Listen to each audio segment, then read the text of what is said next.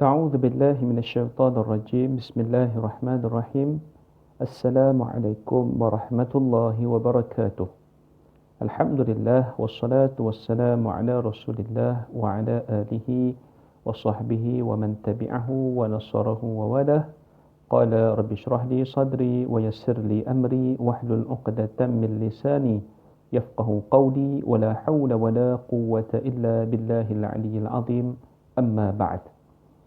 Sidang penonton muslimin dan muslimat, mudah-mudahan dirahmati Allah Subhanahu wa taala.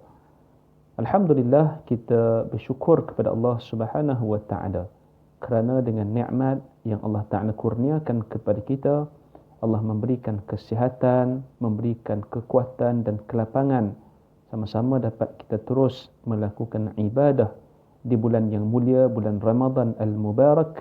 Mudah-mudahan Allah Taala akan menjadikan segala amalan yang kita lakukan sebagai amal soleh, bekalan untuk kita bawa dan menghadap Allah Subhanahu wa taala, dan dengan itu semoga Allah memberkati hidup kita di dunia dan juga di hari akhirat. Insya-Allah dalam video ini saya akan berkongsi dengan sidang penonton sekalian, muslimin dan muslimat yang dirahmati Allah Subhanahu wa taala, berkaitan dengan satu ayat.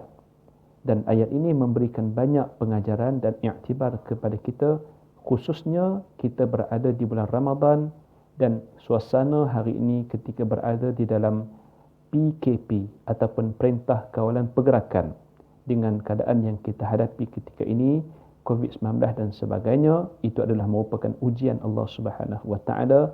Mudah-mudahan kita mengambil iktibar dan pengajaran daripada ayat yang akan saya kongsikan. Allah Subhanahu wa taala telah berfirman di dalam surah yang ke-12.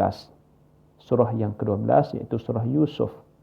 Pada ayat yang ke-87, A'udzu billahi minasyaitonir rajim. Ya bani yadhhabu fatahassasu min Yusuf wa akhihi wa la tayasu min rauhillah innahu la yayasu min rauhillah illa al-qaumul kafirun. Surah Yusuf ayat 87. Yang bermaksud, berkata Nabi Yaqub AS, wahai anak-anakku, pergilah dan carilah khabar berita mengenai Yusuf dan saudaranya Bunyamin, dan janganlah kamu berputus asa daripada rahmat Allah. Sesungguhnya tidak berputus asa daripada rahmat Allah melainkan kaum yang kafir. Ayat ini di mana Allah Subhanahu wa taala menjelaskan kepada kita dengan kata-kata daripada Nabi Yaqub AS, wala tayasu min rauhillah, dan janganlah kamu berputus asa daripada rahmat Allah Subhanahu wa taala. Baik. Jadi kita akan bicara dan kita akan bincangkan tentang berputus asa daripada Allah. Ia merupakan tegahan. Allah Taala tidak membenarkan untuk kita berputus asa daripada rahmatnya. Baik, apakah makna rahmat? Rahmat, kalau kita lihat di dalam Al-Quranul Karim, kalimat ini ataupun perkataan ini dengan istiqaq dan pecahannya telah disebut sebanyak 124 kali sekurang-kurangnya. 124 kali disebut sekurang-kurangnya di dalam Al-Quranul Karim. Dan ini menunjukkan bahawa betapa besar dan luasnya rahmat Allah Subhanahu wa taala, dan bagi orang beriman kepada Allah, beriman dengan Al-Quran, sekali-kali tidak ia berputus asa daripada rahmat Allah. Perkataan rahmat dari segi bahasanya disebutkan oleh Ibn Faris di dalam kitab Maqayis Al-Lughah. Perkataan rahmah dia berasal daripada rahimah. Dan mana-mana perkataan yang berasal daripada 3 huruf rahima, ia menunjukkan kepada makna kelembutan, kehalusan dan kasih sayang. Itu dari segi bahasa. Manakala istilahnya pula, perkataan rahmah seperti mana yang dijelaskan oleh Ar-Raghib Al-Asfahani di dalam kitabnya Mufradat Al-Faz Al-Quran. Kata beliau, rahmat maknanya ialah kelembutan yang menuntut berbuat baik kepada yang disayangi. Manakala disebutkan oleh Ibnu Ashur di dalam kitab tafsir beliau At-Tahrir wa Tanwir, rahmat itu maknanya ialah kelembutan di dalam jiwa yang mendorong perbuatan baik kepada orang yang dikasihi. Apa makna rahmat Allah? Apa maksud rahmat Allah? Rahmat Allah maknanya seperti yang dijelaskan oleh Ibnu Abbas radhiyallahu taala anhuma, kata Ibnu Abbas, rahmat Allah maknanya syurga. Kerana syurga itu tidak dimasuki oleh sesiapa pun melainkan dengan rahmat daripada Allah Subhanahu wa taala. Dan begitu juga ulama yang lain menjelaskan bahawa rahmat Allah itu maknanya ialah kebaikan ataupun pemberian daripada Allah Subhanahu wa taala kepada hamba-hambanya. Itu adalah rahmat Allah. Kemudian, apakah bentuk-bentuk rahmat Allah? Antara bentuk-bentuk rahmat Allah ini, kalau rahmat ini kan, apakah bentuk-bentuk rahmat? Kita boleh bahagikan bentuk rahmat ini kepada dua. Yang pertama, rahmat Allah kepada manusia, dan yang keduanya ialah rahmat manusia kepada manusia. Rahmat Allah kepada manusia. Apakah rahmat Allah kepada manusia? Khususnya kepada kita, umat akhir zaman, umat Nabi Muhammad sallallahu alaihi wasallam. Yang pertama, rahmat Allah kepada manusia ialah agama Islam. Yang kedua ialah pengutusan Nabi Muhammad sallallahu alaihi wasallam. Dirangkumkan dalam ayat surah Al-Anbiya pada ayat 107. Allah Ta'ala berfirman, وَمَا أَرْسَلْنَاكَ إِلَّا رَحْمَةً لِلْعَالَمِينَ. Dan tidaklah kami mengutuskan kamu, wahai Muhammad, kecuali sebagai rahmat untuk seluruh alam. Nabi Muhammad diutuskan sebagai rahmat. Agama yang dibawakan oleh Nabi Muhammad itu adalah merupakan rahmat. Yang ketiga, rahmat Allah kepada manusia ialah Al-Quran. وَإِنَّهُ لَهُدًى وَرَحْمَةٌ لِلْمُؤْمِنِينَ. Di dalam surah An-Naml pada ayat 77. Sesungguhnya ia, yakni Al-Quran, adalah merupakan petunjuk dan rahmat bagi orang-orang yang beriman. Selain itu, rahmat Allah kepada manusia. Nikmat yang Allah Ta'ala berikan. Rezeki, kesihatan. Begitu juga dengan kelapangan. Waktu yang lapang ini Allah Ta'ala berikan kepada kita. Kita tengok dalam suasana PKP misalnya. Mungkin ada orang yang terlalu sibuk dengan urusan kerja, tapi bila berlakunya PKP ini, dia tidak boleh bekerja, tidak boleh keluar. Dia ada kelapangan waktu, dia boleh bersama keluarga, boleh melihat anak-anak bersama dengan isteri, bersama dengan suami. Ini adalah merupakan kelapangan, menjadi rahmat pemberian Allah kepada hamba-hambanya, kepada manusia. Kemudian, rahmat ataupun kasih sayang manusia sesama manusia. Manusia juga ada perasaan kasih sayang. Antaranya ialah kasih sayang ibu bapa kepada anak-anak. Begitu juga anak-anak yang kasih dan cinta kepada kedua ibu bapa mereka. Kasih sayang pemimpin kepada rakyat. Ketaatan rakyat kepada pemimpin selagi tidak bercanggah dengan syariat. Begitu juga kasih sayang guru kepada murid.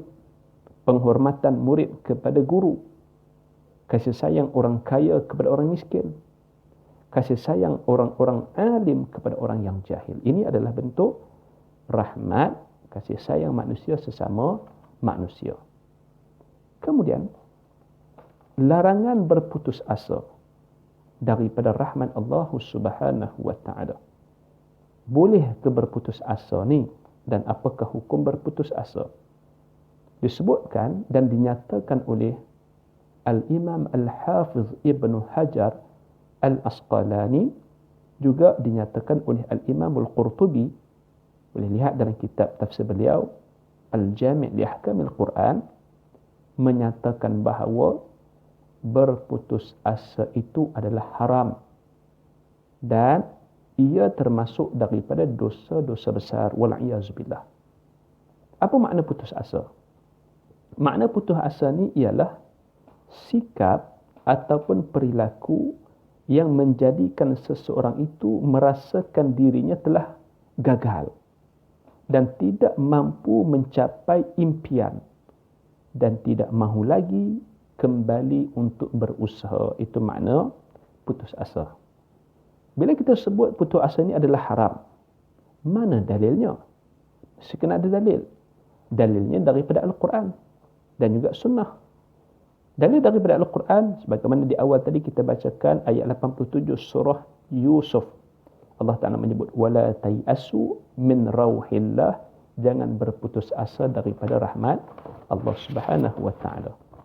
Yang kedua, di dalam surah Al-Hijr, surah yang ke-15, pada ayat 56, Allah Ta'ala menyebut, قَالَ وَمَنْ يَقْنَطُ مِنْ رَحْمَةِ رَبِّهِ إِلَّا الضَّالُّونَ.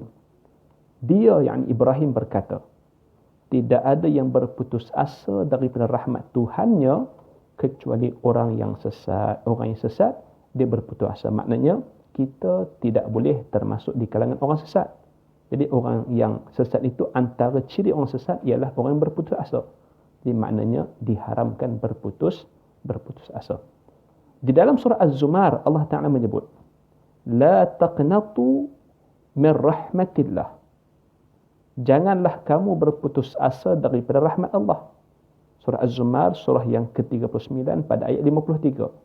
Janganlah kamu berputus asa daripada rahmat Allah. Bila Allah Ta'ala sebut jangan, maknanya benda tu ditegah, melakukannya itu adalah perbuatan yang haram.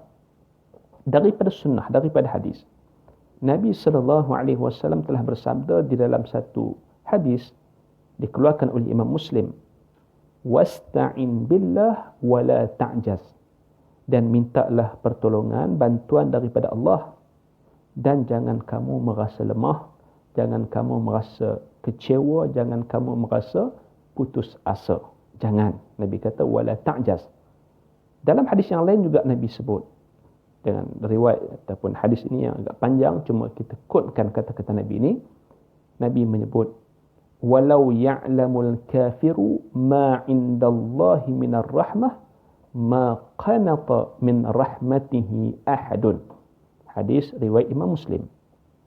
Kata Nabi yang bermaksud, kalaulah orang kafir mengetahui di sisi Allah Ta'ala itu ada rahmat yang luas, nescaya tidak ada seorang pun yang akan berputus asa daripada rahmat Allah.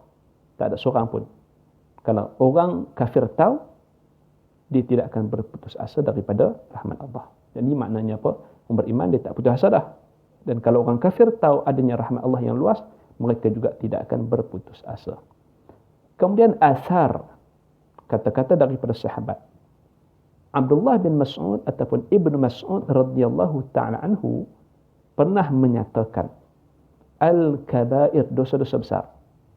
Yang pertamanya al-isyraku billah, mensyirikkan Allah Subhanahu wa Ta'ala. Itu dosa paling besar. Antara dosa besar ialah wal ya'su min rauhillah, berputus asa daripada rahmat Allah. Asar ini riwayat daripada Imam At-Tabarani. Baik, kemudian kenapa kita tidak boleh berputus asa?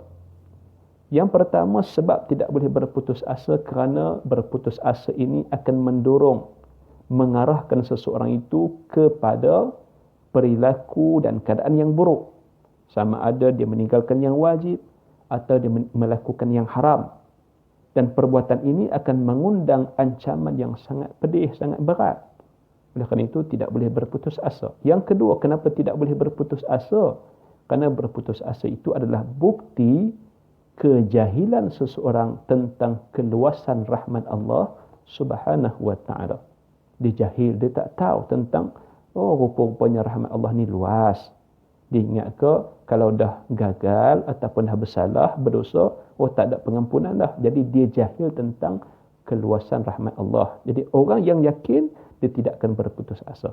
Yang ketiga, sebab kenapa tidak boleh berputus asa daripada rahmat Allah ialah berputus asa adalah tanda seseorang itu tidak mampu bersabar di atas ketetapan dan ketentuan Allah Subhanahu wa Ta'ala. Allah Ta'ala tetapkan begini. Semuanya telah diaturkan. Kita berusaha, kita berikhtiar. Bila kita tidak mencapai lagi cita-cita dan apa yang kita impikan, bermakna apa? Kita kena usaha pula dengan kaedah pendekatan yang lain.